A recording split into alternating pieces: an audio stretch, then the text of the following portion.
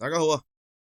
今日想同大家分享呢套動畫《盾の勇者の成り上がり》盾之勇者成名錄。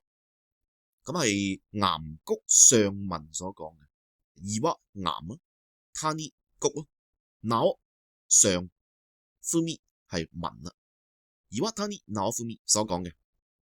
お前が戦い、俺が守る。そうすれば絶対に死ぬことはない。咁呢一句最主要要學嘅日文就係呢個ことはない。咁啊，ことはない咧本身就都好幾種用法嘅。咁啊，我唯有淨係介紹喺呢一句嘅功能啦。詞書形再加上ことはない，咁就係愛嚟表示呢一件事，呢一種事係絕對唔會發生，絕對唔會出現呢個情況。咁所以我翻譯佢譯做唔會咁嘅，唔會有咁嘅可能嘅。好，例如啦。グッドがもらえなくても落ち込むことはない。就算收唔到你哋嘅讚好，我都唔會失落嘅。咁即係話失落呢樣嘢，失落呢回事係唔會發生嘅，絕對唔會。不過最好都讚下啦，好唔好啊？好，咁我哋翻返去呢句啦。咁佢由兩句組成啦。お前が戦い、俺が守る。咁啊，お前即係你啦，但係有啲缺禮貌嘅。咁我諗唔好用呢個字啦，好嘛？我哋用あなた。咁啊，跟住個加係咩咧？我都好想喺呢度分享個加嘅功能，但係要介紹加嘅話咧，其實必須要介紹埋個蛙嘅。咁啊，所以我諗住將呢個蛙同加放喺難解難分裏面去解釋。咁啊，我暫且先 hold 住呢個字先啦，好嘛？跟住戦い就戰鬥咯，作戰啦。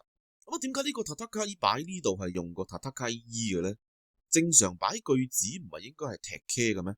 戦踢，但係喺呢度係一個 must 嚟嘅喎，即係戦います攞走個 must 之後就係叫做 must 啦。咁啊，點解會咁嘅咧？嗱，其實佢嘅功能都係一樣嘅，即係お前が戦い或者お前が戦って個意思一樣嘅，只不過如果你用咗 must 嘅話咧，佢係濃縮咗呢句句子啫。咁啊，你可以譯做兼且啊、同埋啊、和啊呢啲啊，你唔譯都得嘅。咁啊，跟住我啦，咁啊通常係男人用噶啦。我印象中有個幽遊白書嘅女角色都有用過我呢個字。跟住守る就係守護啦、保護啦。咁梗係你啦嚇，保護你啦。そうすれば就係そうします嘅條件型，就係咁做嘅話。如果咁做嘅話，咁啊，絶対に係個副詞啦，即係一定啦，絕對乜乜乜乜啦。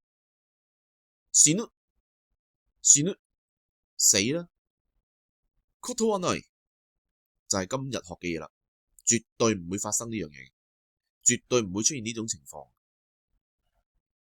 咁所以成句講咩咧？嗱，我加少少修飾嘢咯，靚仔啲啦，等呢句嚇。你負責上前作戰，我負責保護你，咁嘅話就一定唔會死啦。明唔明白？明嘅，我哋下次見。